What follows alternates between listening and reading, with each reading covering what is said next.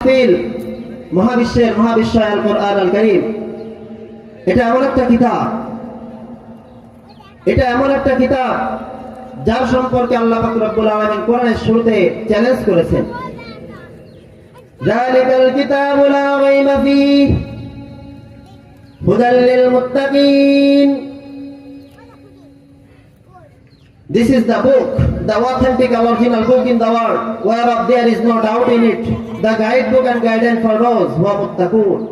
এটা এমন একটা কিতাব, এটা এমন একটা বই, এটা এমন একটা বুক, যার মধ্যে সন্দেহ সংশয়ের কোনো ধরনের অবকাশ নাই। চিল্লায় পড়েন সুবহানাল্লাহ। মুহতারাম হাজিরিন, সে আল্লাহ পাক রব্বুল আলামিনের কোরআনের তাফসীরের মাহফিলে আমরা কিছু কথা বলবার এবং শোনার মতো সুযোগ আল্লাহ পাক করে দিলেন। রব্বে কারীমের বড়ই মেহেরবানি। মুহতারাম হাজিরিন, আমি আপনাদের সামনে সূরাতুল মায়েদার 54 নম্বর আয়াত তেলাওয়াত করেছি। আল্লাহ পাক রব্বুল আলামিন এই আয়াতে কারিমা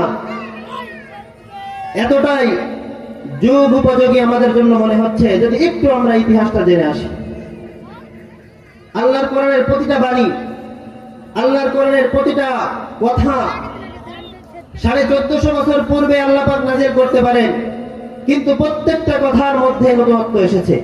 যতবার তাফসীর দেখেছি, যতবার কোরআন তেলাওয়াত করেছি, যতবার আল্লাহর কোরআনের নিয়ে থিসিস করার সৌভাগ্য হয়েছে, ততবার নতুন গবেষণালব্ধ জ্ঞান আল্লাহ পাক রব্বুল আলামিন যিহনের মধ্যে দিয়ে দিয়েছেন। সকলে পড়েন সুবহানাল্লাহ। শুধু উলামায়ে কেরাম নয়, যেই বা যারা আল্লাহর কোরআন যে আঁকড়ে ধরবে, আল্লাহর কোরআন নিয়ে যে থিসিস করবে, যে গবেষণা করবে, আল্লাহ পাক রব্বুল আলামিন তার জ্ঞানের মধ্যে বৃদ্ধি দান করবেন, তার জ্ঞানকে সম্প্রসারণ করে দিবেন। সকলে বলেন সুবহানাল্লাহ।